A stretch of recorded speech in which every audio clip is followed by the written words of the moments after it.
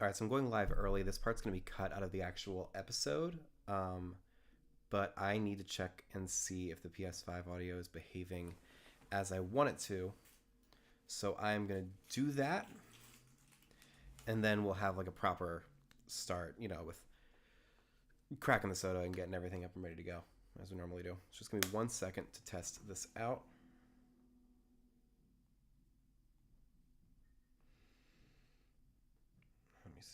Let me see.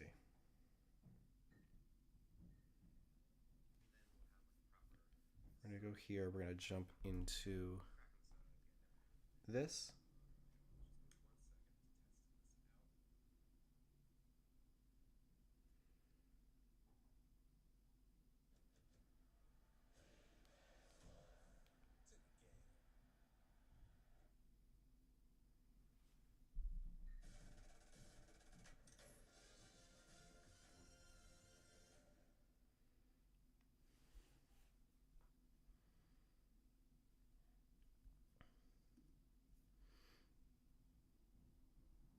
All right, so we're not getting it right now,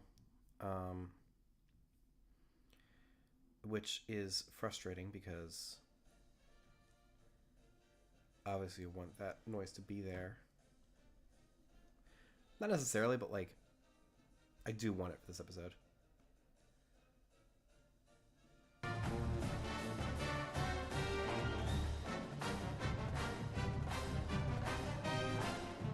right, so I switched it over. Now I can't hear it in real life, but it says monitor off.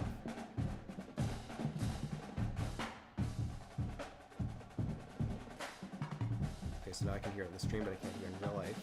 Great. So now we're going to go monitor and output and see if switching it back changes anything.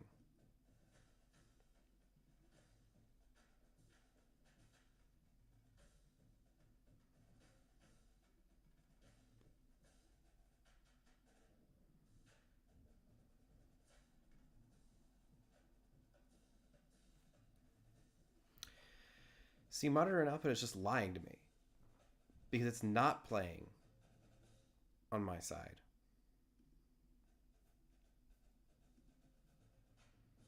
Mic auxiliary audio is set to USB digital audio. There are no other settings I can use for that.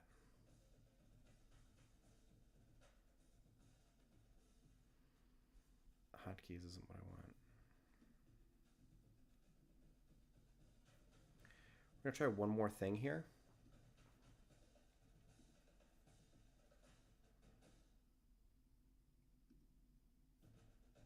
Going to go monitor only mute output, which should be incorrect, but let's just see if it gives me what I want.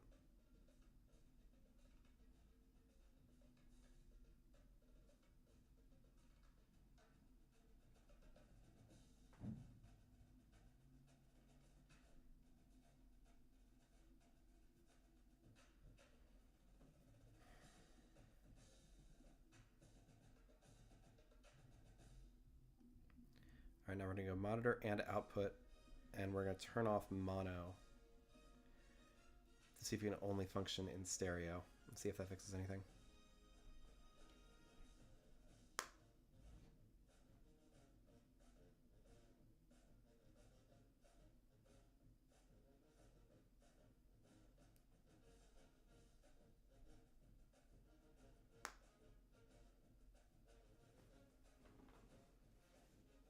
It did not.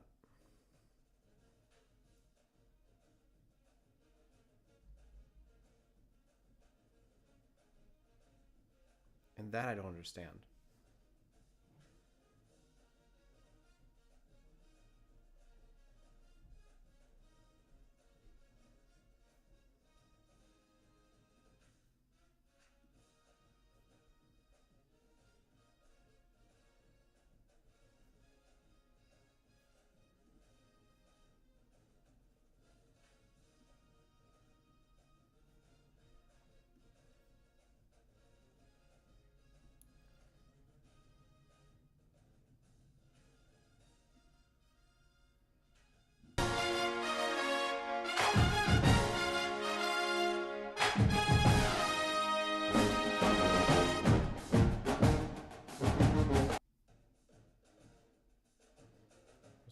here.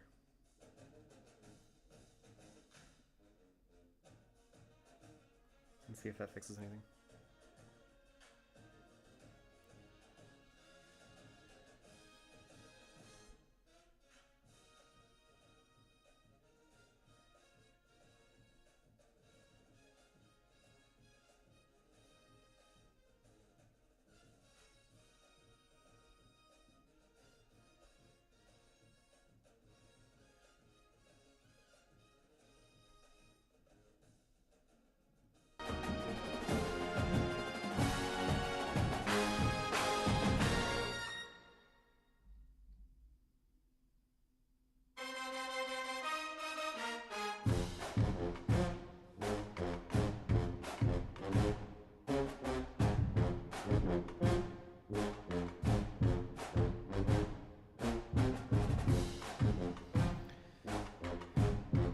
Now I can hear it monitor off.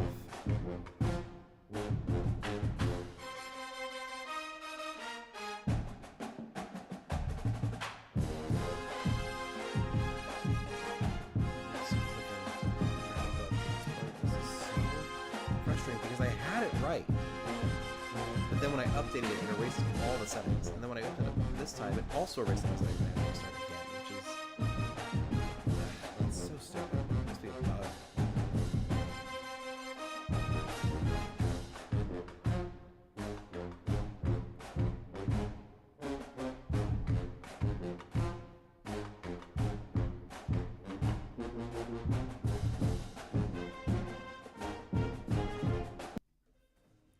Yeah, but as soon as I go to monitor and output, it's going to shut off.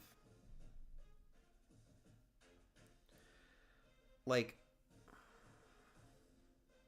the audio sounds less professional when I have it running, but the atmosphere is cool for the moments when we're actually broadcasting the game live. It just disappeared again.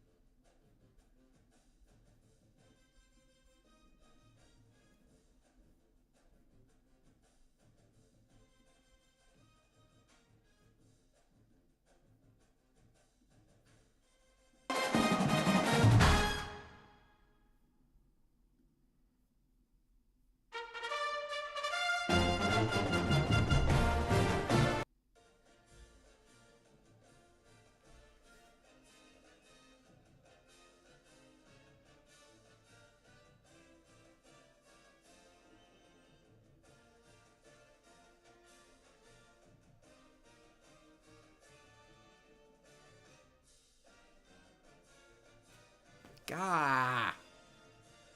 Oh my god.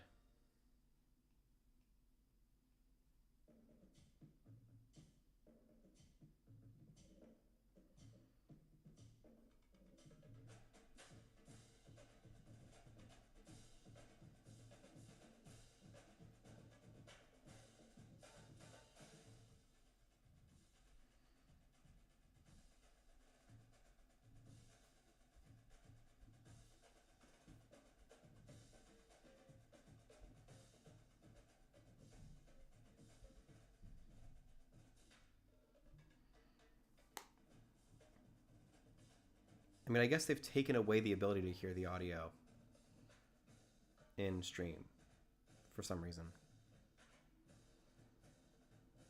Because monitor and output is no longer functioning. That is the long and short of it, and I don't like the fact that that's the case, but I guess we'll just explain it. We'll go with it. It's so dumb.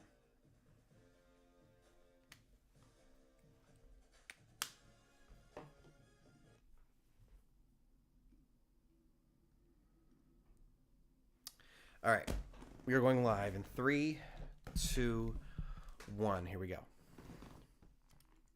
Oh, shoot. Hold on.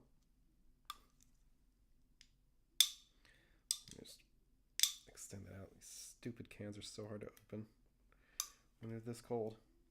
There we go.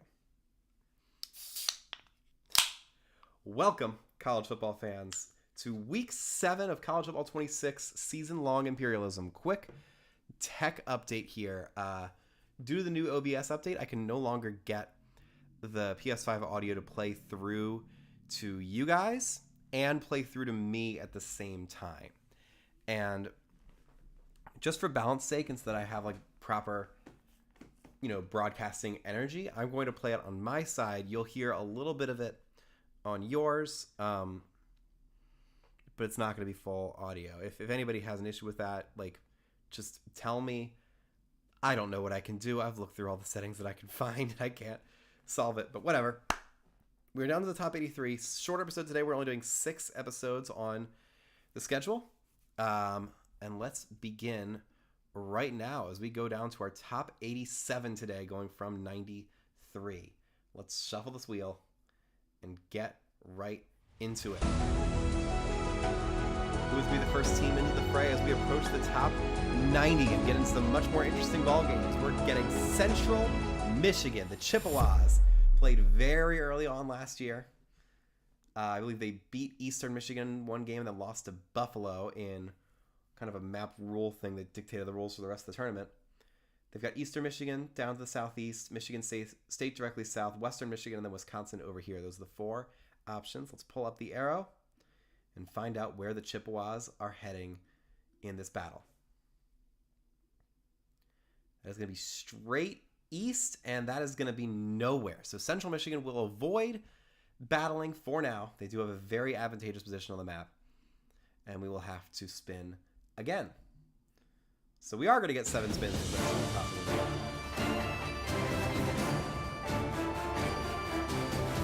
Up next is not Maryland, thank God. It's going to be South Florida. I believe they've already played once this year. They have.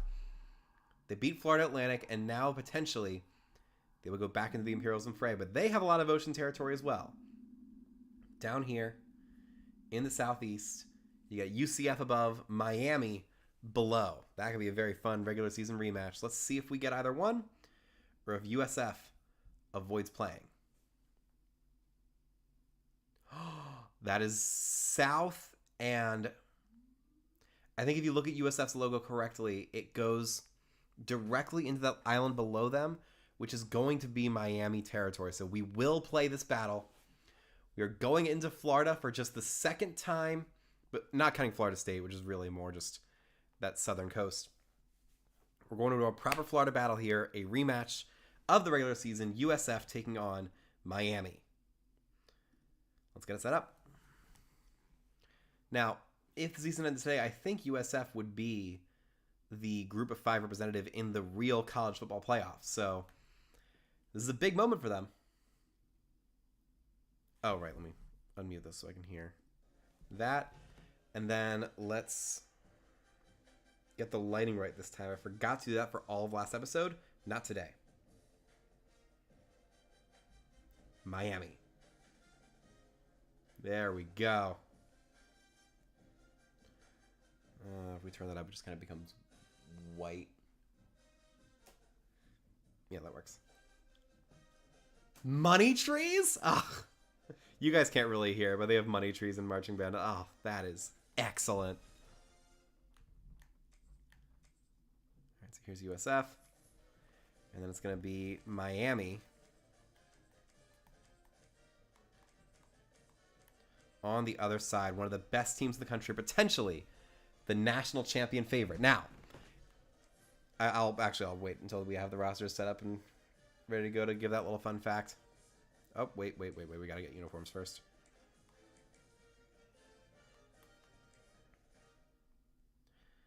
Do they have an alternate? All black. Let's go with that.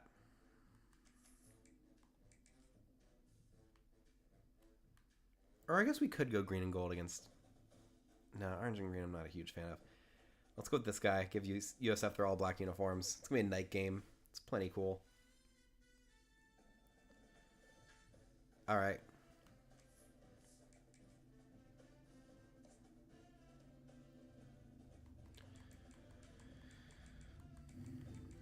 go. All right. So, big fans of Imperialism will know that one of my favorite upsets of last year was when Florida International beat Miami in their only game of the season. Miami ended up not making the college ball playoff, but they did have the #1 overall pick at quarterback in Cam Ward, who played like ass, like his own words, in his one Imperialism start. And now here comes Miami, #3 in the country here, and #2 in the country in real life, taking on the USF Bulls, who they demolished in their real life matchup earlier this season. We'll see if we get a repeat of history today in this beautiful Hard Rock Stadium, the site of the national championship. We'll see if Miami can make it happen. USF will be kicking off to the Hurricanes, so we will load. Actually, no, we don't even need to do that. We know Miami's quarterback. It's Carson Beck, transferring in from Georgia to try and lead Miami to a natty. A natty he was denied with the Bulldogs. There's a nice takedown by #5. And here comes the aforementioned Carson Beck. Francis Mauigoa, an incredible offensive lineman. I hope the Ravens are able to draft him with their high draft pick they're going to get this year, because we're going to be awful. It's kind of fun having your team be bad. So here's the one and only player for Carson Beck. He's going to stand a man in motion, hand it off. No, he fakes it. Looks, throws deep, and that is going to be caught, which will bring up 2nd and inches as we go to Super Sim here. Might have been an injury there. Let's see how this game turns out. It's going to be 3-0 Miami. USF cannot answer. Still waiting for the next score. Still waiting as we go to halftime. It's 10-0. Okay, we finally get the score. 13-0. USF can do nothing. 16-0. 23-0. And it's a reprise of real life. Not much interest there, as the Miami Hurricanes obliterate the USF Bulls. And our shot of seeing the Group of 5 representative of the college football playoff make it to the Imperialism top 10 goes out the window. Miami takes care of business and wins their first game ever in Imperialism. Let's go to the map.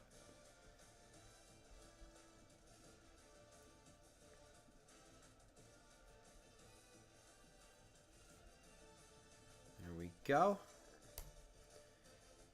And USF, you got to win.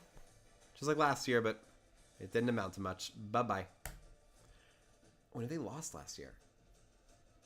So they avenged their loss and then just got trashed by Miami, which makes sense. Now we are going to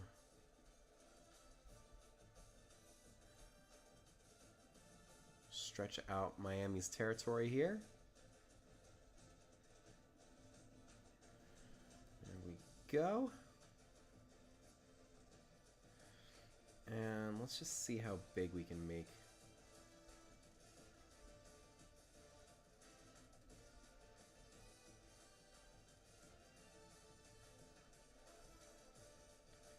So we can stretch this up to here. I think that's about as big as we can go. Yeah. Looks pretty good. Miami's starting to take over their home state of Florida. I might want to look at changing like which logo they have, but the U is so iconic. You have to go with the U, you know? You know? Anyway, let's go to stats real quick. Oh, wait, we gotta eliminate. We gotta do the wheel first. Let's go to the wheel. And knock South Florida off of it.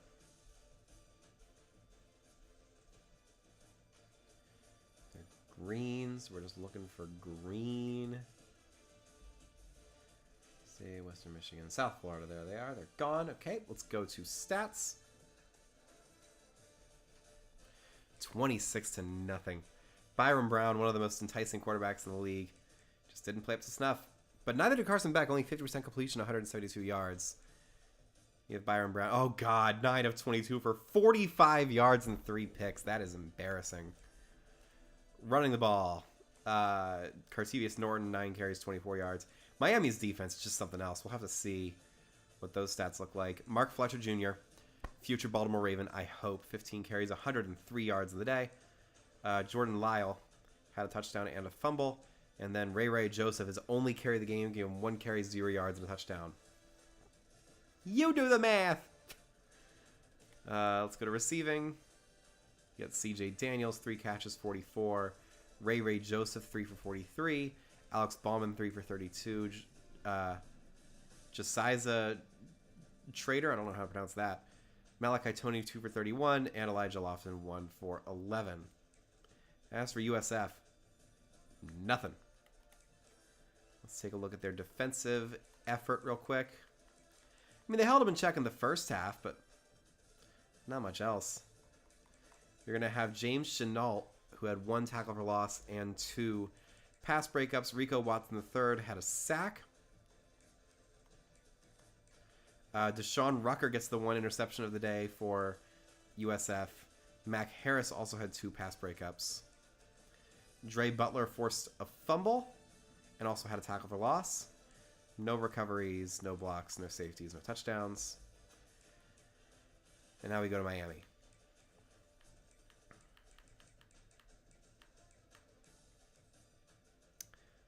I mean, only 6 tackles for loss. Armando Blunt had 2 tackles for loss, 1.5 sacks. Same for Justin Scott. Then you have Ruben Bain Jr., a top-level NFL draft prospect. That, and then the player of the game, Jacoby Thomas. 1 tackle for loss, 1/2 a sack, 1 interception for 12 return yards. Then, actually, no, Charles Brantley is your player of the game. 2 interceptions in the day and a pass breakup. Fantastic game for him. Zechariah Poyser also had a pass breakup. Roll Aguirre Jr. had 1. And then Kellen Wiley Jr. had 1 forced fumble. Nobody recovered it for Miami. So we go to kicking. Bert Auburn, the Texas transfer, had 4 made field goals on the day. 14 total points. I think that is a Season 2 record. Nico Grammatica did nothing. Cool. So we keep on going. Back over to the wheel. We have 92 teams left. Let's shuffle it and find out who will face the wrath of the arrow next. Is it Maryland? No. Is it North Carolina? No, it's Boston College for the first time. The Golden Eagles have undoubtedly the best spot on the map. I think they avoided playing 6 times last season, and they're probably going to avoid playing this time, unless by some miracle it points northwest and they have to face Rutgers. That's the only way that Boston College is going to actually have to travel and play somebody here. Let's spin it. And nope, they're good. That's going to be directly south, and that will give Boston College a little bit of extra territory. So, this is the thing. A lot of their wheel directions give them more territory, makes it easier for them to land on somebody, but it's still very, very difficult. We're going to give Boston College... Oh, wait, hold on.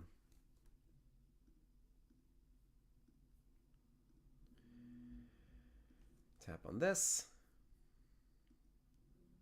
And we're going to give Boston College the state of Rhode Island.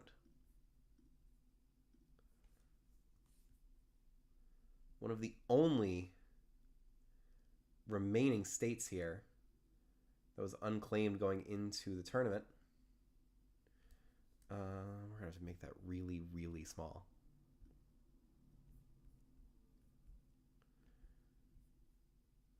Pop over here. Uh-oh.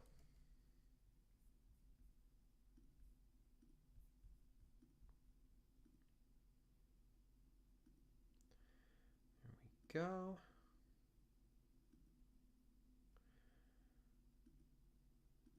Yeah. There we go. So now Boston College, well, their logo just move up like that and then move up a little bit here. And go just a little bit more. There we go. So Boston College now controls 2 states. Well, less than half of Massachusetts, but they got the important part. Let's go back to the wheel again. Shuffling once again. We've already had 2 teams duck out of playing today. Let's see if this one actually gives us a matchup. Is it Auburn? No, it's going to be Mississippi State. I believe they have to play. I don't think they have any ocean territory. And this could be another battle for Ole Miss. In fact, that is the most likely option. It also could be Alabama, Florida State, Louisiana Monroe or Arkansas State here. Let's see where the Bulldogs are headed right now. That's going to be Southwest. Oh, that's close. That's either Florida State or Louisiana Monroe. I don't actually know. So we got to zoom in here and get out the measuring stick in order to verify. There's our two options. We're going to put it right on the A. Uh-oh. Oh, hold on.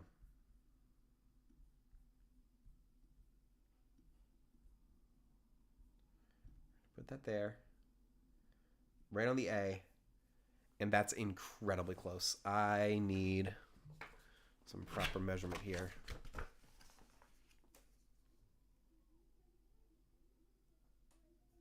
Crystal clear line. That never touches Florida State. That's going to go straight down to Louisiana Monroe. So Mississippi State gets lucky here. They will have a battle against one of the worst teams in the country, the Louisiana Monroe Warhawks, I believe is their mascot name. We'll find out in a second. But let's get it set up.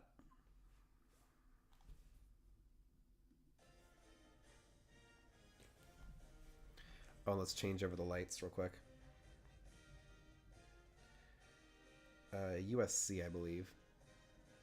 Yeah, that's apt for Louisiana Monroe. Bum, bum, bum, bum, bum, bum.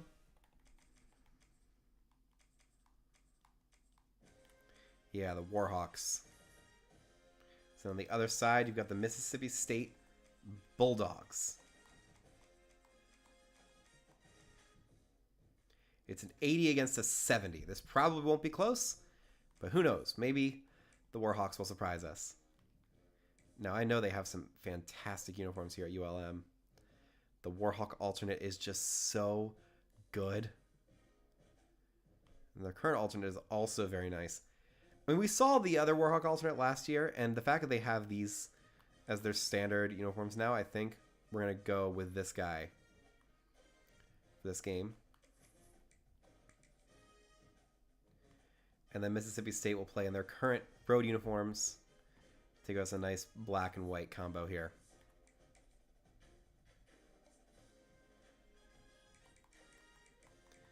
There we go. UL Monroe going to get a night game. Let's launch into it. The Louisiana Monroe Warhawks, famous last year for being the worst team in the game, and they're pretty close to being the worst team this time, step out onto the field in their home stadium against an SEC opponent.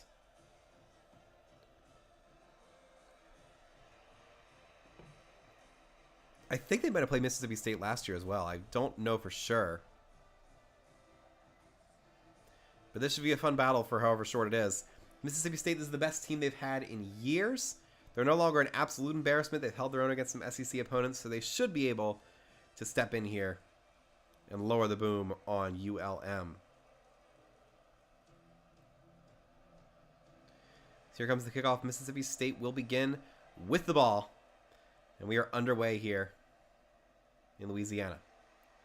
Here comes the kick return. It's a decent little move to get up to the 26-yard line for number 3.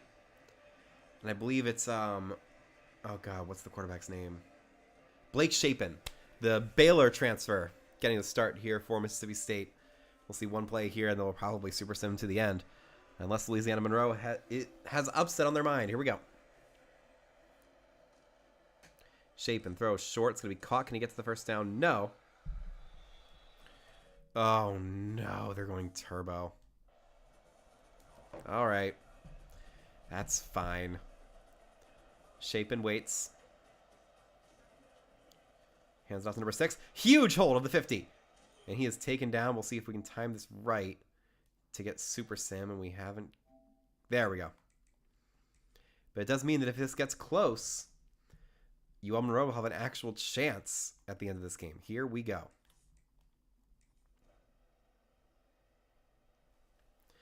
3-0 Mississippi State. Monroe can't do anything. Oh, they answer 7-3. Mississippi State answers with a field goal at 7-6. Still 7-6. Now it's 9-7 as we go into the second half. Things are going to happen really quickly here, so we got to be careful when stop. 3:14 to go. It's still 9-7. It's third down. Mississippi State has the ball. They're going to try and run out the rest of the clock here, or maybe UL Monroe is able to make the stop. Shapen throws long, caught, and that is your game-winning touchdown. Number 4 for Mississippi State.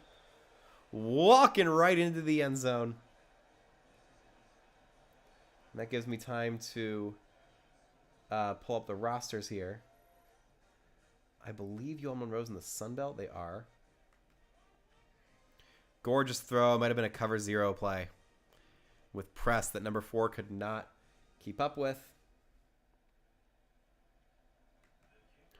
And that'll be a fantastic touchdown to put Mississippi State up by 9. And they're up by 2 possessions with only 3 minutes to go. That was Jordan Mosley, the redshirt senior, making the play for Mississippi State. Ring those cowbells.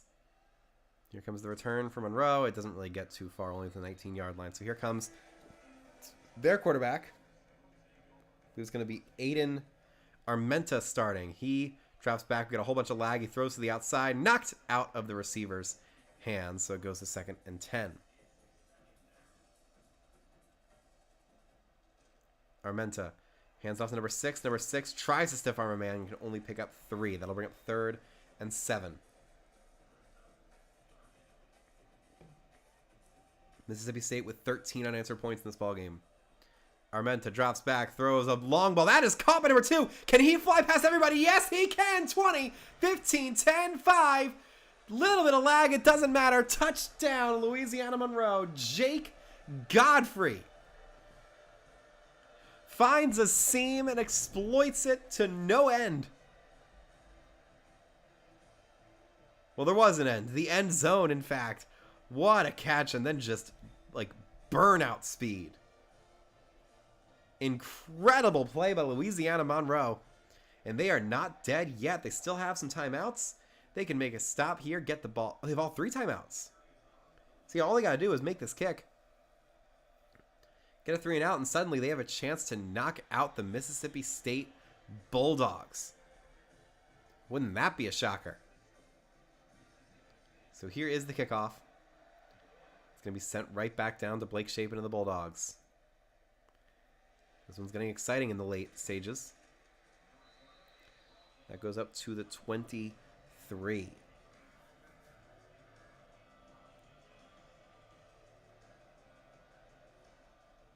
Shapen throws short. It's going to be caught to the 30. He jukes back and he is taken down. Monroe calls their first timeout. State only needs 3 more yards. So much lag. They have 24. He has space and he has the first down and a whole lot more. 50, 45, 40, 35, 30. The safety's the only man who can beat him and he takes him down. That's another timeout for Louisiana Monroe, but they are out of options. 1 more first down wins the game from Mississippi State. Shapen stops, drops back, throws short. It's going to be caught, and 24 will not get to the first down just yet. Monroe will call their last timeout. But now all they need is 2 more yards. Shapen hands it off. That's going to be a first down and a whole lot more down to the 10, and that will be your ball game. I'm just going to run this out to the 2-minute warning. So Mississippi State will hold off the Warhawks with a couple of very clutch plays. They never really played conservatively. They always found big chunk plays to finish this one out. And here comes the kneel down for Blake Shapen. There it is. And okay. They're going chew clock, but they're not going kneel anymore. What is going on here? Shapen drops back, throws short. It's going to be caught, which will bring up 3rd and goal. They'll run it again. But I think they're going to start this play before they are. So there's going to be 1 second left here. 10, 9. And they're just going to run this clock out and get 1 more field goal moment for number 80, their kicker. Here comes the last second field goal attempt. It is up, and it is off the crossbar. No good. But that is the end of the... What a weird way to end the game. Mississippi State All right. You do you, Mississippi State. You got the colors here. Blake Shapen, 238 passing yards and a touchdown to really put it away. A doink on the last play of the game, but it doesn't matter because they won anyway. What a weird contest. But ultimately inconsequential, as Mississippi State will take out Louisiana Monroe and expand their territory down into the great state of Louisiana. Let's take a look at that right now.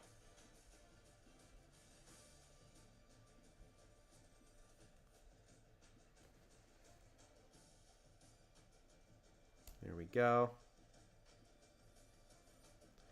And Louisiana Monroe, you fought hard. You got a deep ball touchdown. It's the first one we've seen so far this season. So props to you, but bye-bye. And to refresh this page real quick.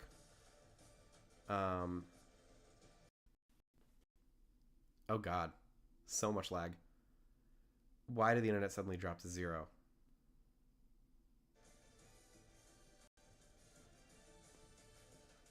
Hold on.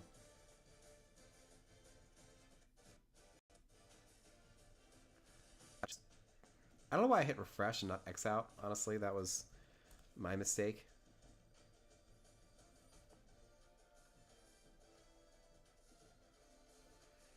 We're going to jump back in here.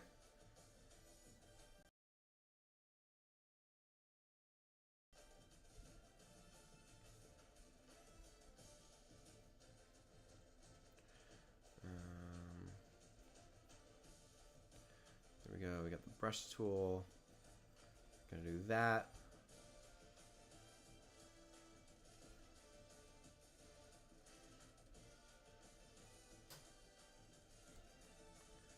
There we go.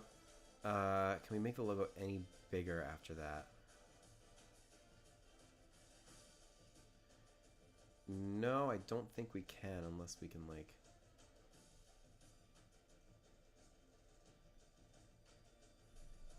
Hold on.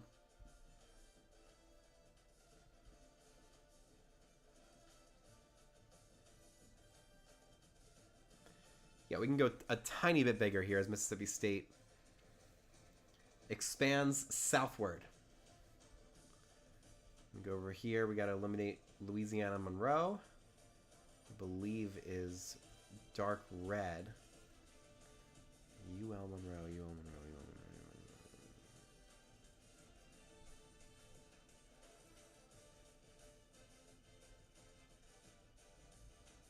There they are. All right, let's go to stats. 16-14 is your final. Aiden Armenta had a good game, 12-27, 241 yards, 2 touchdowns, and an unfortunate interception. Blake Shapen, 238 and 1 touchdown. As for the running backs, Fluff Bothwell, 9 carries for 90 yards. 1 broken tackle, 1 carry for 20-plus yards. There are the long carries. I forgot to do it for the first game. My mistake. Devon Booth had 31. Jordan Mosley had 3. As for UL Monroe, nobody worth mentioning. Zach Palmer-Smith is the leader, but not much else we can get from that. Tyler Griffin was the leader. Oh, nope. It was Jake Godfrey, 2 catches, 85 yards and a touchdown. And then Nick Trujillo, 1 catch for 24 and a score. As for Mississippi State, you got Devon Booth with 19 yards, Jordan Mosley 4 for 72 and a touchdown, Brennan Thompson 3 for 45, Aiden Williams 2 for 19, Marcus Allen 2 for 42, Fluff Bothwell 2 for 15, and Seydou Traore 2 for 26. As we go to defensive here.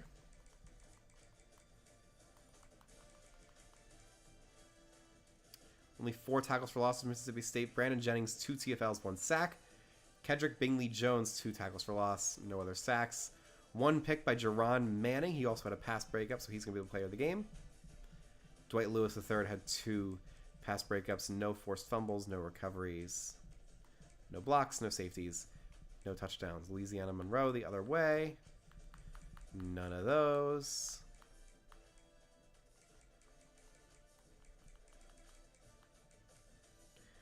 Yeah, Jaden Hamlin. Dylan Howell with a tackle for loss, a sack, and a pass breakup. Big game for him. Brett Drillette had something. Carl Fauntleroy, Tyrese Hopkins. Let's just double check. No interceptions on the day. No forced fumbles. No recoveries. So we go to kicking. Luke Stagg. Oh, no, it was Max Larson with 2 made extra points on the day. Mississippi State, you have Kyle Ferry, who went 3 for 5, and then had 1 made extra point, 10 points on the day. Not a bad game for him. Besides the short miss, which will probably worry Mississippi State fans when they inevitably have to play Ole Miss later this season. So we go back to the wheel for our third game of the night. Let's shuffle. Yeah, we're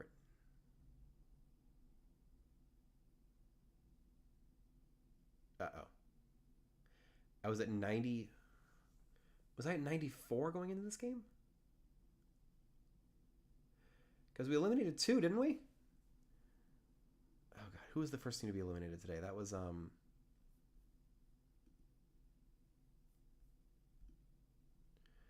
had Boston College, and then we had USF. I knocked USF off the map, right?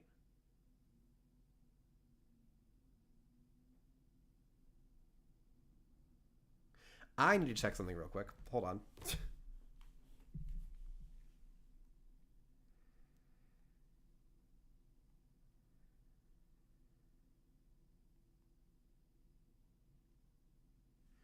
So 43 battles.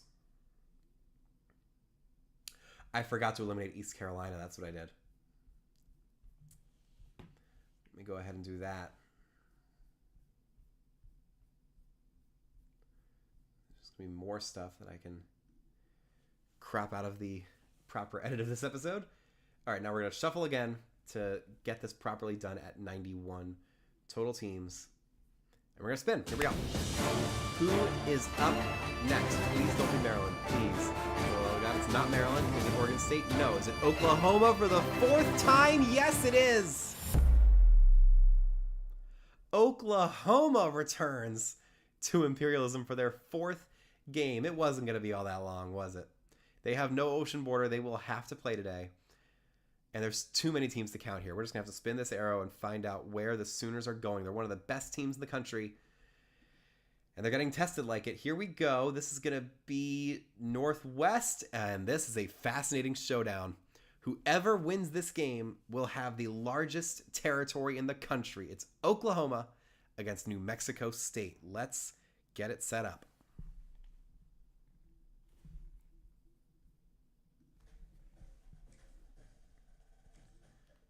We're going to pop it over here. There's Oklahoma, one of the best teams in the country, in 85 overall. Honestly, underrated in terms of player overalls and that such. But on the other side, it's New Mexico State, who has already won a game in this tournament. They are not to be trifled with. I think we're going to go... Do they have any cool alternates? That's a fun one. Their throwback is also fun. Home. I think we have to go with their away look.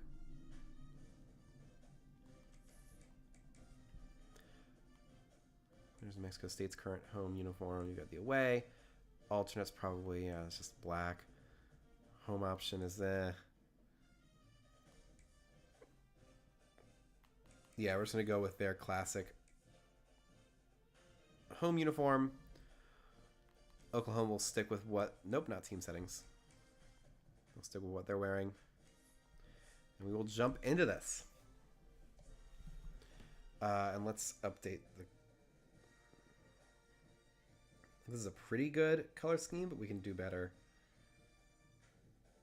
Yeah, basically the same thing. And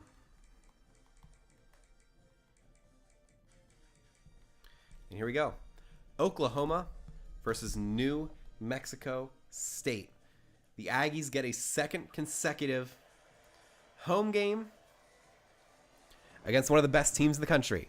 Will we see another very quick episode in a blowout, or will New Mexico State shock the planet by taking out one of the true college football playoff contenders this season in the Oklahoma Sooners? Oklahoma's already beaten Oklahoma State and Tulsa and Texas Tech, one of the best teams in the country, to get to this point. And now they've got a, comparative cupcake, but New Mexico State will look to erase that label with a good showing today.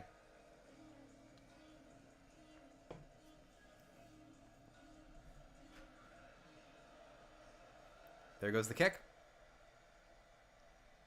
And we are underway in the gorgeous state of New Mexico. Spin move off of the tackle attempt there. And I believe it's going to be John Mateer, quarterback. Let's see if they updated the injury status. Mateer wants to come back. He will play in this game. Wants to come back in real life to play Texas in the Red River Showdown. And we'll see if he can dice up the New Mexico State Aggies to give Oklahoma their 4th win of Imperialism today. Mateer fakes it. Throws a floater that's going to be caught, but not for much. As we go to Super Sim.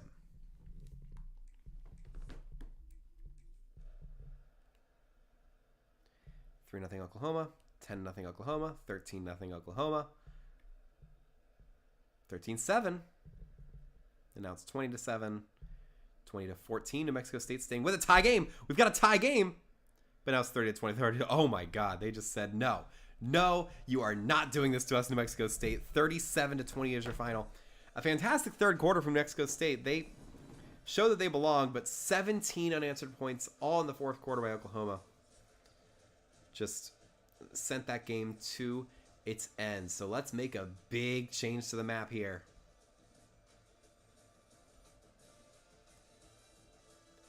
Boom. New Mexico State, you had a fun win against your biggest rival, and you tied the game in the third quarter, coming back from down by 13. But it wasn't enough. Bye-bye. And now it's time for the first, truly seismic map change of this tournament. On the right map layer. It's going up on a Tuesday. Watch this. We won't be able to make it too big because of the shape of Oklahoma's logo. We're much more limited by this metric than we are by any other, but we're going to pop this right here. Just go even bigger. That is going to be, if I zoom in at all, there we go. So look at that gigantic territory for Oklahoma. 1, 2, 3, 4, 5, 6, 7, 8. They border 10 teams. They got a tiny little bit of ocean territory. But the Sooners have full claim over that part of the map. So honestly, we're going to change over the PS5 section right now. Wait, no, we can't do that because we have 2 stats first. So let's go to the wheel and eliminate New Mexico State before we do anything else. New Mexico State is like a maroon color. There they go. Okay, now we're going back to stats. 37-20, high scoring game. John Mateer woke up when he absolutely had to. Logan Fife, 11-22, 115, 2 touchdowns, 3 picks. That explains why Oklahoma was able to score so much at the end there. John Mateer, 18-28, 196, 1 touchdown, and 1 pick of his own. You go to running the ball. Jaden Ott, 18 for 67, 2 touchdowns on the day. John Mateer, 19 rushing yards and a score. Javante Barnes with 3 for 8. Mexico State had the leading rusher, Kadarius Callaway, 16 for 81 and a touchdown. Stanley with 1 for 3. Logan Fife, 7 for -5. As we go to receiving, you have TJ Pride, 6 for 77 and a touchdown. Gavin Harris, 2 for 20. Dijon Stanley, 1 for 3. Adam Parks, 1 for 10. PJ Johnson, 1 for 5 and a tutty. For Oklahoma, you got Deion Burks showing up once again, 6 for 68. Giovanni Gibson, 5 for 56. Will Huggins, 3 for 17 and a touchdown. Jaden Gibson, 2 for 28. And Jaden Knott, 2 for 27. Oklahoma defensively had 3 interceptions in this ball game. Who was able to get them for the Sooners? First, the tackles for loss. Danny Okoye. Adepoju Adebawore with 1 and 1. Jaden Hardy with 1. Grayson Halton with 1. Marvin Jones Jr. 1 and a sack. Interceptions, you got Eli Bowen, 2 picks for 38 return yards. Robert Spears Jennings, 1 for 14 return yards. Kip Lewis, the only pass breakup of the day. Sammy Omozigo with the forced fumble and 1 recovery because of that glitch. Nigel Smith the second with a block, no safeties, no touchdowns. As for New Mexico State, Josiah Jackson, Obina Okeke, and Ta'avili Tuitama with tackles for loss. Carrick Hobbs is able to get the interception. Josiah Charles and DJ Hill Smith both with pass breakups, no recoveries, no blocks, no safeties, no touchdowns. As we go to kicking, David Barker had 2 made extra points today. He missed 1. Oklahoma, 3 made field goals for Tate Sandell and 4 made extra points. A 13-point game for him. And it's a blocked extra point for Oklahoma. That's crazy. All right, we're going to jump back to the main menu. We're going to show this for a second as we change over the colors here. So we're going to do a favorite team and avert your eyes for a second.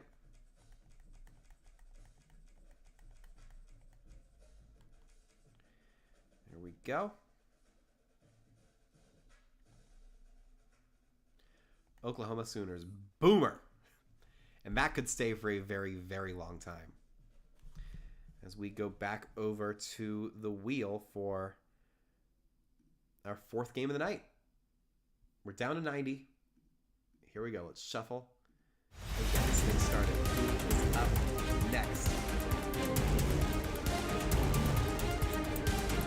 It's going to be Wake Forest. We go back into the North Carolina Supercluster, which is not really earning the name. We're mowing through these North Carolina teams this year. The Wake Forest Demon Deacons. Oh my God. They're probably playing one of 2 teams that has already played. You've got the West Virginia Mountaineers, so they're north. They've already played twice.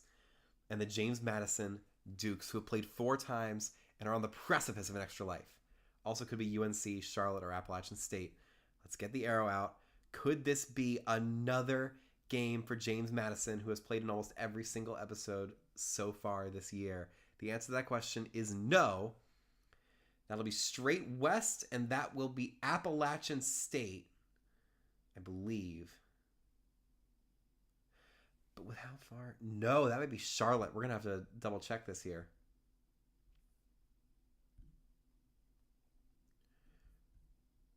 We're going to go here. The center of the logo is right there, and we can't see that from here. Hold on, we're going to have to go really zoomed in.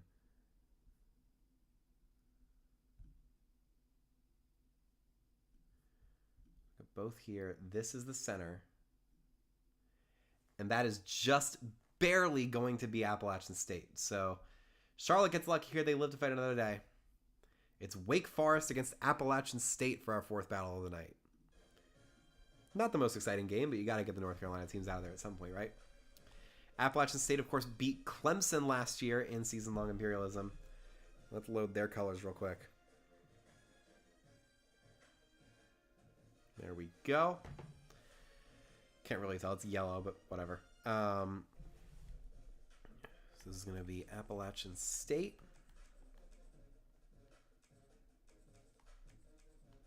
There they are, 72 overall. Another Sunbelt team getting a relatively early game here as we get the Wake Forest Demon Deacons on the other side. So App State has their all-black look. Alternate is all yellow. That's a fun uniform. Shoot.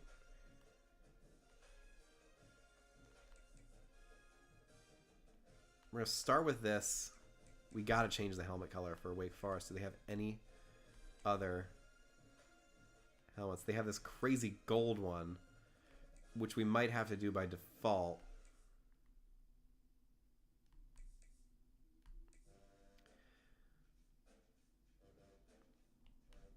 Yeah, just to differentiate them at all, you know? Alright, weird uniform combination, but it's what we were forced into.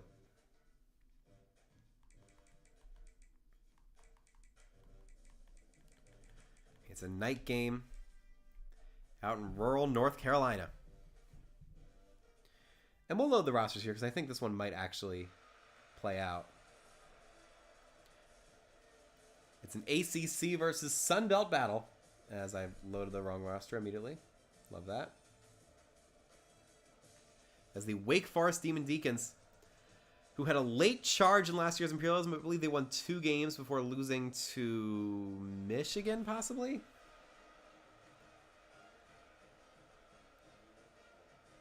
They will take on the Appalachian State Mountaineers, the upset-minded superstars, who of course pulled off some crazy upsets in real life, including against the Michigan Wolverines back in 2007.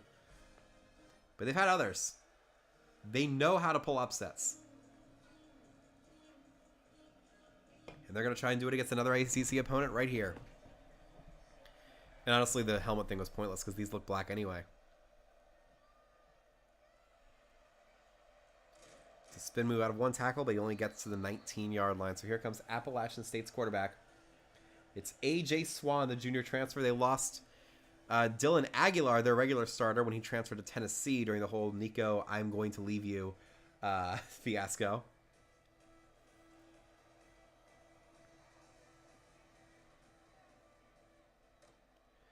Here's the handoff up the middle. It's a great run to the 30, and he is taken down at the 33-yard line. As we go to Super Sim here.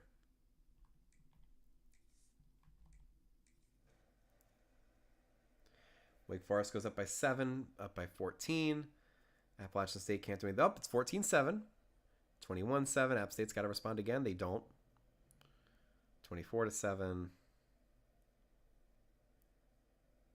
27-7 and 30-7. That is your ball game. Wake Forest makes very, very quick work of the Appalachian State Mountaineers. We won't get another upset for App State here.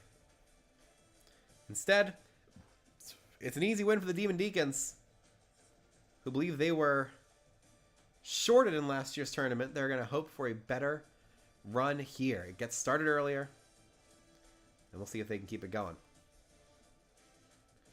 There we go. And App State, it's unfortunate, but can't get the upset every year, you know? Bye-bye.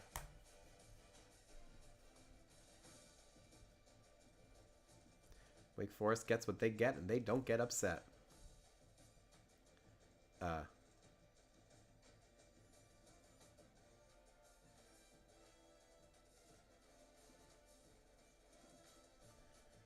we go. Is there anywhere else we can put this logo that would make it bigger? Maybe. Nope. I think we can slightly just...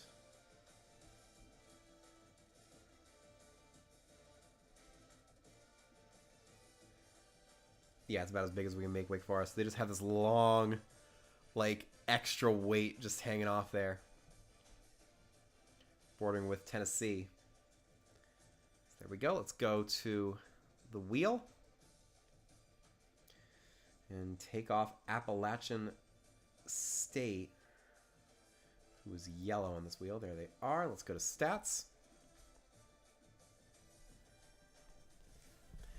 A 30-7 blowout for the Demon Deacons. A.J. Swan, 14 of 35, 146, 1 touchdown, 1 pick. Now, shoot, I forgot to get the stats for Wake Forest's quarterback. That's Robbie Ashford, 13 of 26, 165, 2 touchdowns, 1 interception for him. Damon Claiborne, a superstar last year, 11 carries for 50 yards, 1 fumble as well. Robbie Ashford, 9 for 66. He was the game's leading rusher with a rushing touchdown. His longest run of the game was 28 yards. And then Tate Carney, 5 for 24. And Carlos Hernandez, 4 for 11. As for App State, Connie Roberts will get on there. 14 carries for 57 yards. His longest run was 13. As we go to receiving, Jaden Barnes will get on the stat sheet, 5 for 63. And Dalton Stroman will also get there, 2 for 18 and a touchdown. As for Wake Forest, you got Micah Mays Jr., 53 yards. Carlos Hernandez, 3 for 22 and 2 touchdowns. Harry Lodge, 3 for 51. Sterling Burkhalter, 2 for 31. And Dominic DeLuca, 1 for 8. As we go to defensive,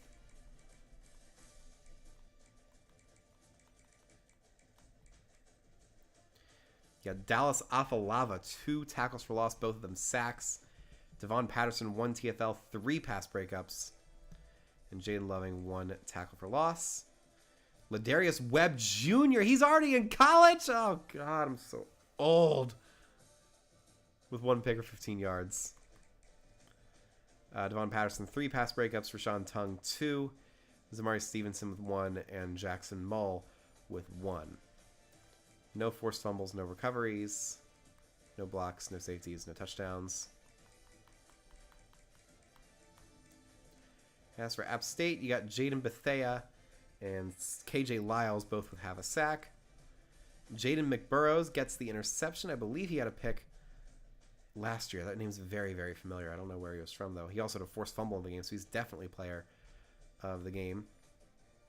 Ethan Johnson, Dylan Hosh, Zaire Gamble. Kyle Arnholt with a pass breakup and a forced fumble. He will get onto the stat sheet. Neither of them got recoveries, though, unfortunately. No blocks, no safeties, no touchdowns. As we go to kicking, Jackson Moore, 1 made extra point. Matthew Dennis, 3 of 3 from field goal range and 3 of 3 from the extra point spot. Great game for him. As we go back to the wheel. We're at 89. 2 games left tonight. Let's shuffle and go. Who's playing next? It's not Maryland. It will be the Texas Longhorns. They are terrible in real life, but their overall ratings should help them out. They are the defending season-long Imperialism national champions. And they've got Red River right above them. You also have UTEP, Texas State, TCU, and Texas A&M. We could see the end of Texas right here, folks. Arch Manning's time has come in season-long Imperialism. Where will the arrow take him?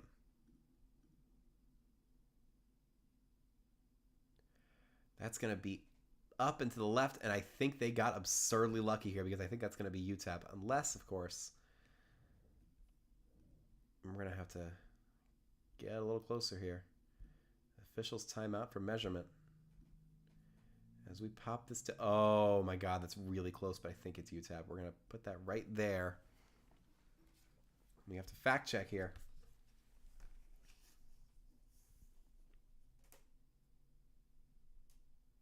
That is UTEP. So, the Longhorns get absurdly lucky with the draw, and they will face a Conference USA team instead of their bitter rivals, the Oklahoma Sooners. Of course, UTEP beat Texas Tech last year, so they're no pushovers themselves. And I believe they have a very good quarterback of their own in Malachi Nelson, as much as that means in the modern college game. So here we go, Texas versus UTEP for Game 5 of the night. We've already got Texas on the road. That's nice. 88 overall, 91 and 94. And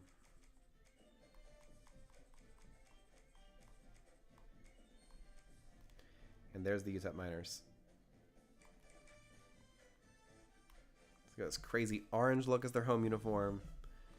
There's the away uniform. Here's the throwback, which is just beautiful, but they wore it last year, so I want some other looks here. This navy look is nice. The home option is also clean. But I think we'll go with this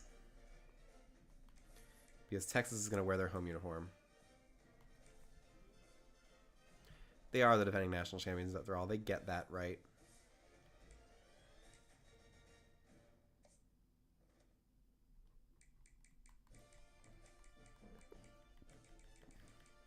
All right. Texas versus UTEP. We're going back into the Lone Star State.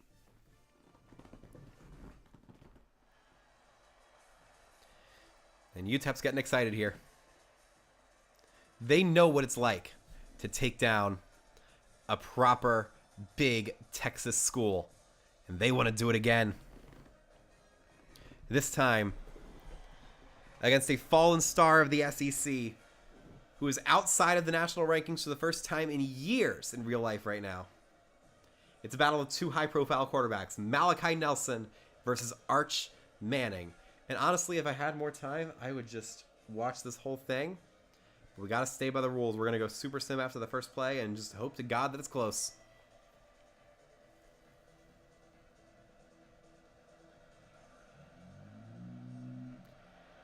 There goes the kick. And we are underway in El Paso. The return is going to, oh my God, all the way up to the 35-yard line. A fantastic return by number 0. It's DJ Moore Jr. Or no, it's, I forget what his name is. But here comes the superstar. It's Arch Manning. They didn't show him there. Perhaps they're embarrassed too. And here's the first play. Arch Manning walks them up to the line. He sends a man in motion.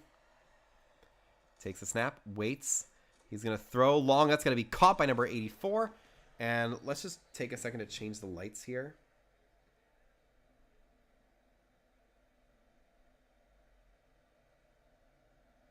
There we go. Much better for UTEP. Let's go to Super Sim.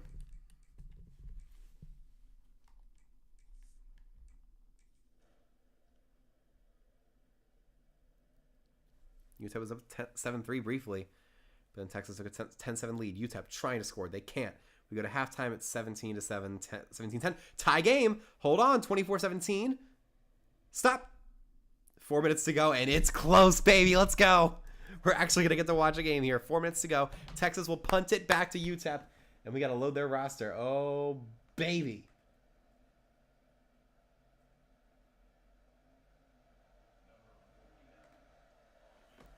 Oh, they're going for a field goal here. This is a 56-yard attempt for number 49. The kick is up, and it is good. An incredible kick by number 49, Shipley. Mason Shipley is going to put Texas up by 10 with 3:41 to go. UTEP needs a miracle now. They have to score quickly. They have to make a stop and just hope for the best. But they've earned this kind of chance with how they've played. They've kept it close. They've been pesky. I mean, the way they beat Texas Tech was just by playing a shutout on defense, completely obliterating Texas Tech's offense. But now they have to contend with a high-powered offense, and they have to answer it with one of their own. There's the drop back. The short throw is going to be dropped. 2nd and 10.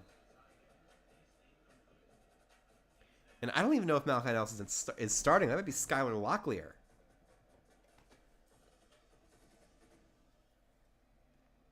Let's take a look at the number. Yeah. That's Skylar Locklear getting the start instead of Malachi Nelson. He takes the snap, drops back, throws short. It's going to be caught. Tries to get to the outside, and he's taken down after only a 6-yard gain. Locklear has not played all that well today.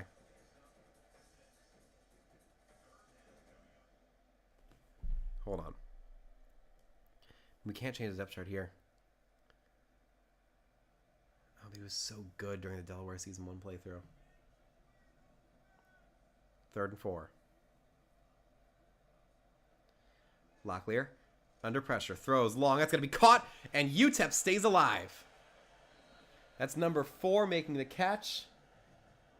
I believe it's a tight end, but they're not giving me his name, unfortunately. But UTEP is not dead just yet. Gorgeous pass from Locklear. Great little crossing route by Cheeks. Yes, that is his actual last name.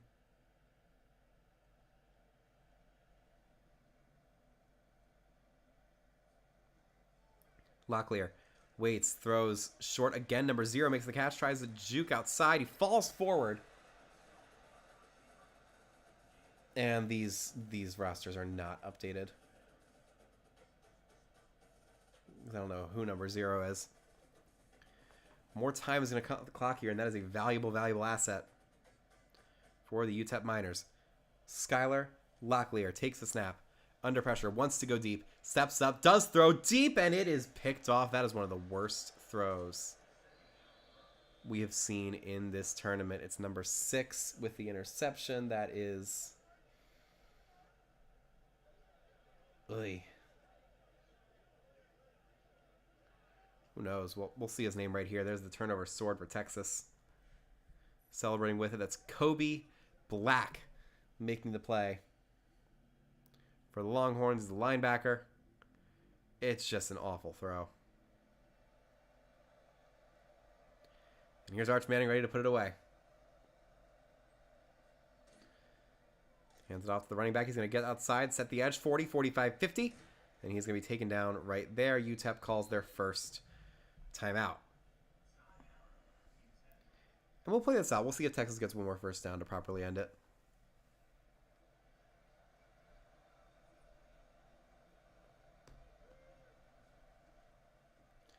There's the handoff number 5. He gets outside again, but he is shut down on the play for not much of a gain. That was Quintravian Wisner with the carry.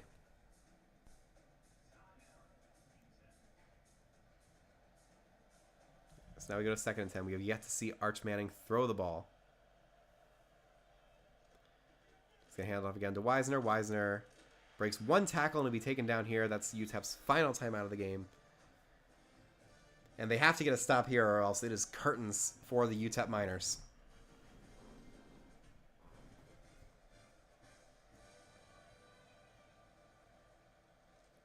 There's the run to Wisner. He gets outside and will not get the first down. So this clock will go down to the 2-minute warning, and Texas will try probably one more kick, or they'll just punt it away to keep this a 10-point ball game. There's the 2-minute timeout. We're going to let this wait out just a little bit longer. And honestly, when they get the ball back, we're going to give Malachi Nelson one chance. Oh, they're going to go for it. 4th and 2 to try and end the game right here. Manning hands it off to Wisner, and Wisner gets the first down, and that is your ball game. All right. Well, we tried. Just for curiosity's sake, we're going to select UTEP here.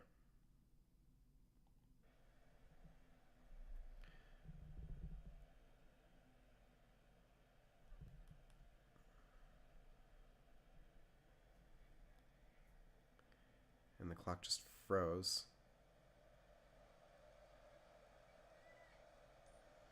Oh, we're not even going to get another play, are we? Because he's going to take this knee.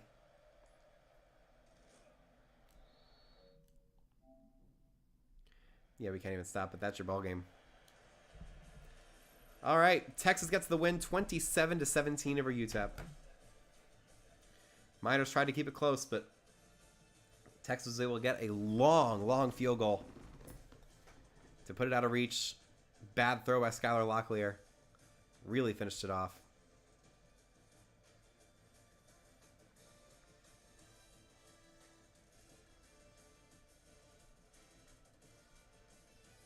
Yeah, it's a great game from Texas, who showed their mettle in the video game world because they failed to show it in real life.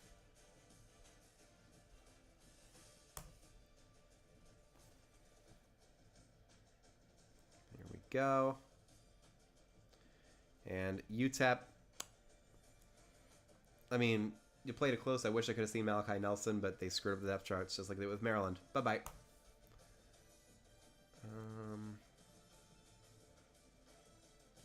3.6, that's just enough, and then we'll just close it out.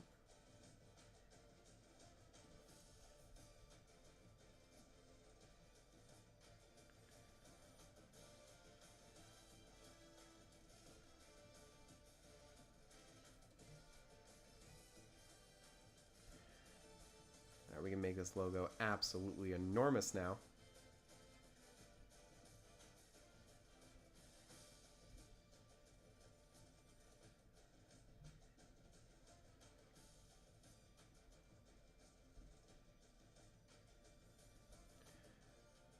Look at how big this thing is. Everything is bigger in Texas. The only question is going to be...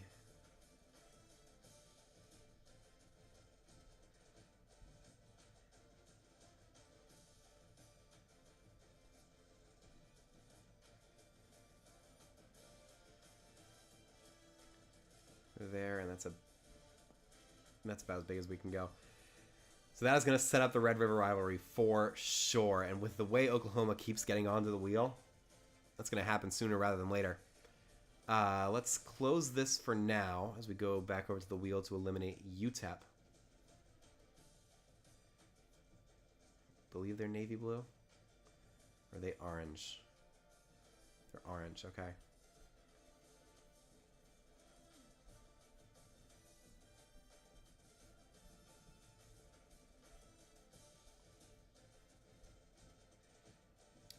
There we go. Let's go to stats in this 27-17 showdown.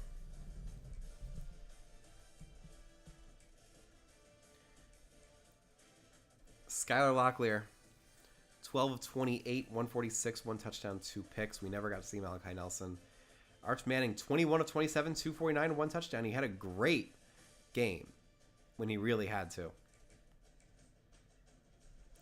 Running the ball, Quintravian Wisner, only 44 rushing yards, but he did have a touchdown. Arch Manning, 9 carries for 10 yards.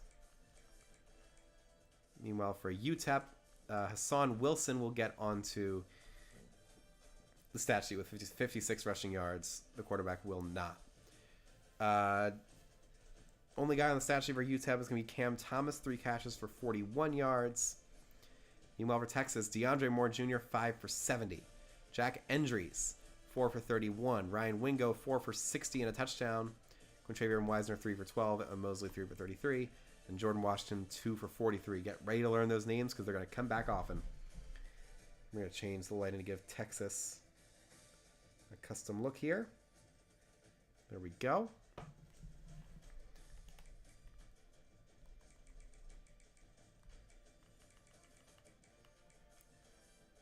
Colin Simmons, 2 tackles for loss and a sack. Big game for him. And then Anthony Hill Jr., 1 tackle for loss and 2 pass breakups and a forced fumble. Kobe Black and Jonah Williams had the 2 picks for Texas. Anthony Hill Jr., yeah, as I said, fantastic game from him.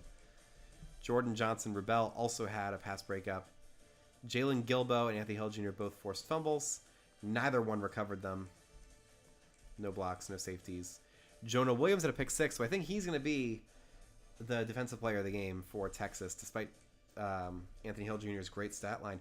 We also had a pick 6 for... No, it was a fumble, forced fumble, fumble recovery, and touchdown for Derek Burns.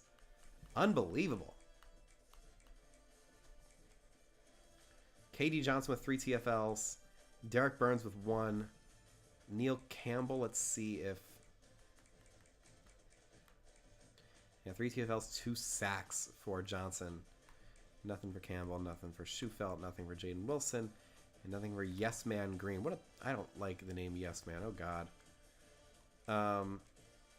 Yeah, no picks.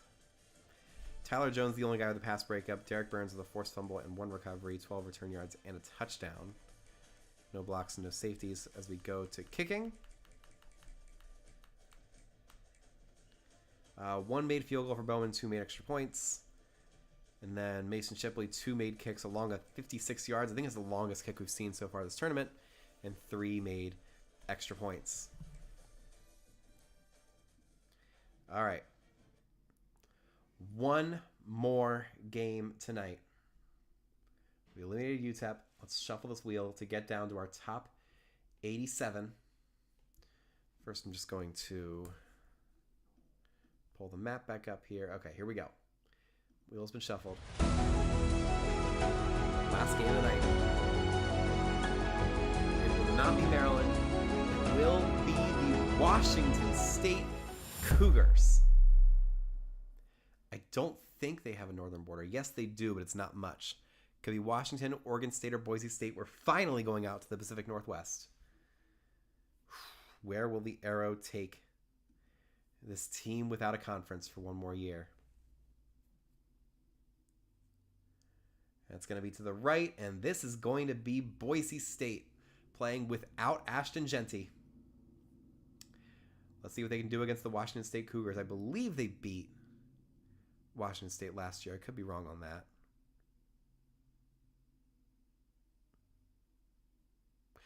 Yeah, I don't actually know for sure, but we're going to get that game set up. Here we go. Last game of the night.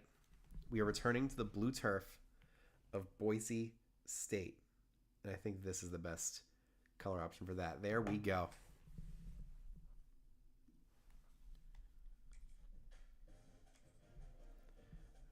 Okay.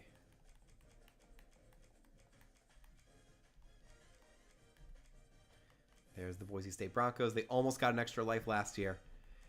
They're looking to finish the job this time, even though they don't have anywhere near as good of a team.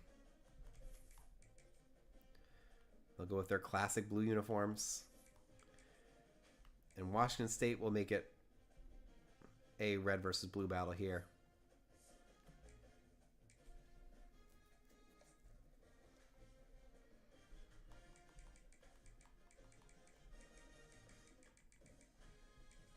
All right.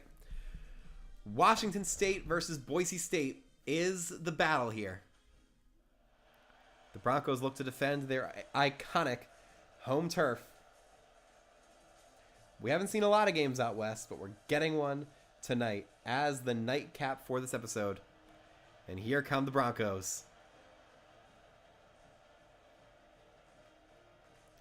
Some of those exciting plays last year were when the Broncos would line up Ashton Genty at wide receiver, and he would use his insane speed on press coverage to get deep ball touchdowns. It was unbelievable that the computer was able to figure out that kind of play call. We'll see if they have anything else up their sleeves this time. As Maddox Madsen and the Boise State Broncos get things going here for our last game of the night. Here comes the return. He's only able to get back to the 21-yard line. So here comes the quarterback. Washington State lost John Mateer to the transfer portal. So instead, it's going to be Zevi Eckhouse getting the start. He's the third string on the depth chart, but he's getting the start here. Eckhouse in the shotgun. Drops back, throws short to number 83. It's going to be caught for 8 yards.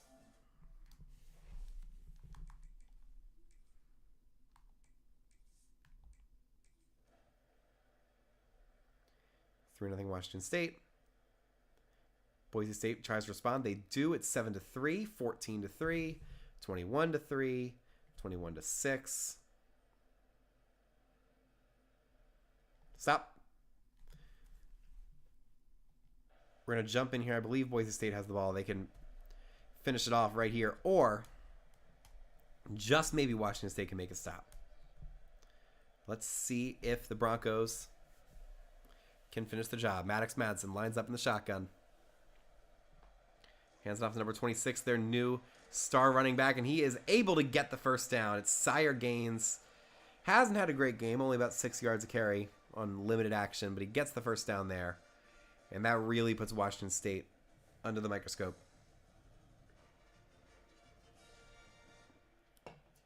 Basically, their only shot is to force a fumble or hope to God they missed the short field goal, which could happen. We've seen it a couple times this tournament.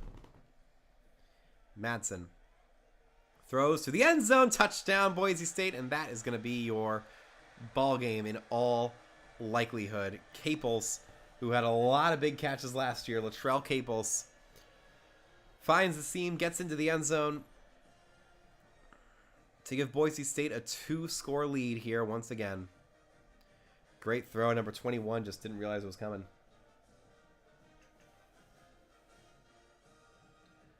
Who is number 21?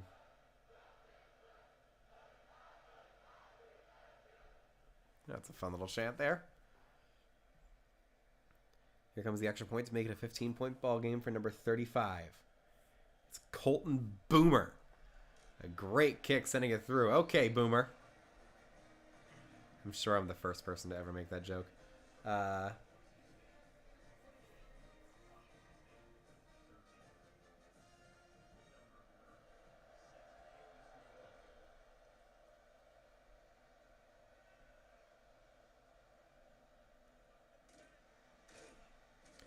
And there's the tackle on the kick return.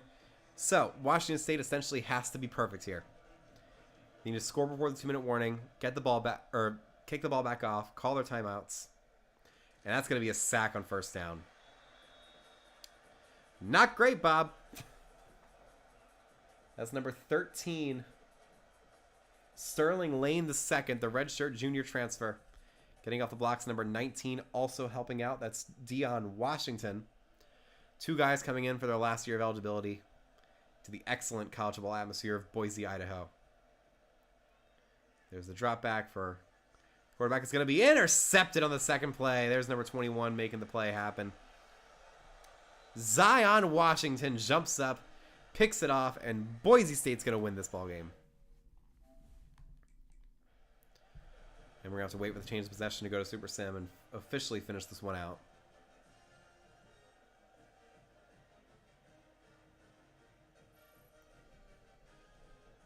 It's a great catch.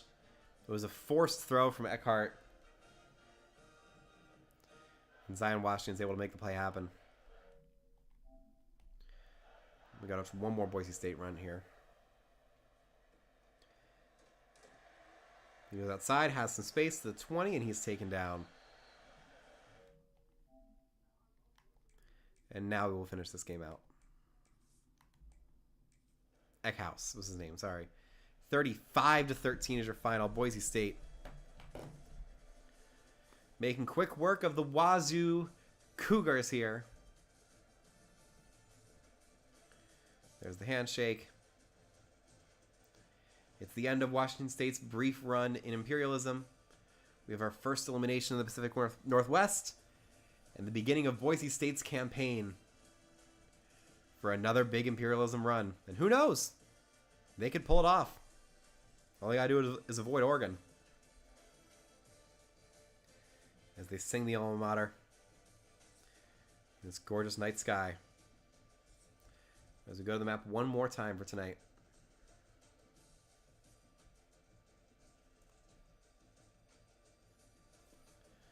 There we go.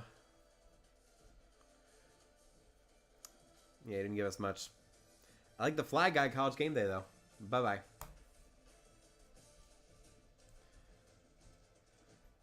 Here. There.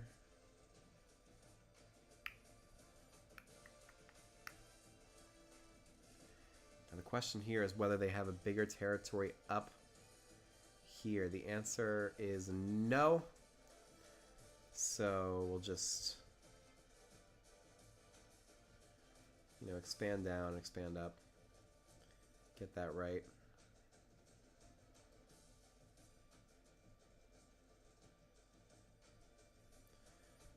Expand a little bit more here.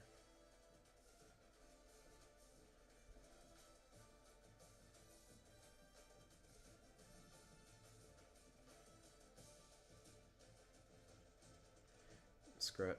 Wait. That'll be good enough. So Boise State, let's go to the wheel and eliminate Washington State from it.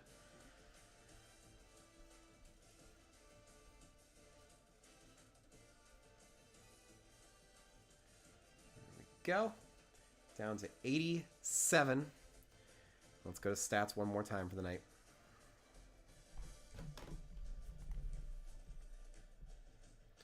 Maddox Madsen, 141 and 2 touchdowns.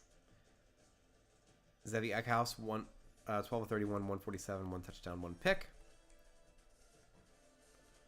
Running the ball, nobody's going to get on there for Washington State. Angel Johnson, the only player who got remotely close. Sire Gaines, 12 carries, 85 yards, 3 touchdowns on the day. Fantastic game for him.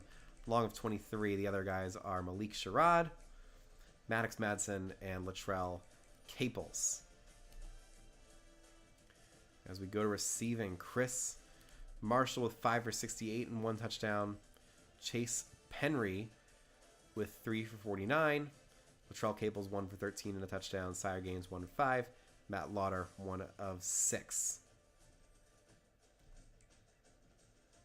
Washington State, Josh Meredith gets on the board, 6 for 71 and a touchdown. Nobody else will get there.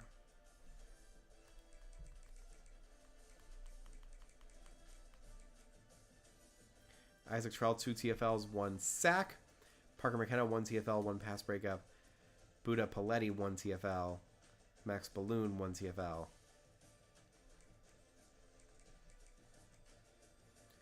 You got Tucker Large, didn't do anything, and then Parker McKenna. Jamori Colson forced the fumble. Nobody recovered it. No blocks, no safeties, no touchdowns.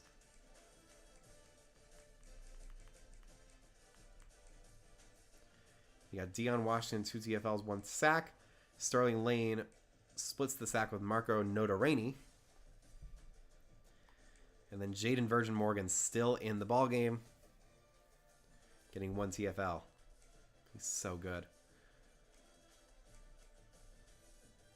And then Zion Washington with the interception, 1 pick for 9 yards. Devon Banks, the only pass breakup for the team. No fumble recoveries, no blocks, no safeties, no touchdowns for Boise State. Let's go back in and get kicking real quick.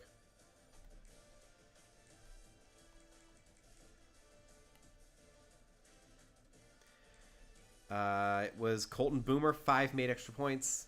Did his job. Washington State.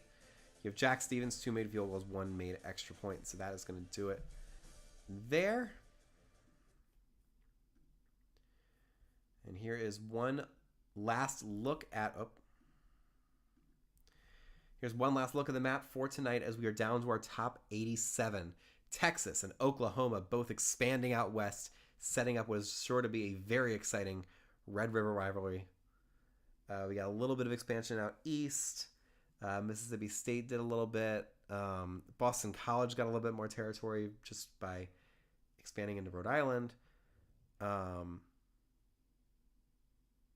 don't think we had much else. It was only 6 games. Oh yeah, Wake Forest got some expansion. 1, 2, 3, 4, 5,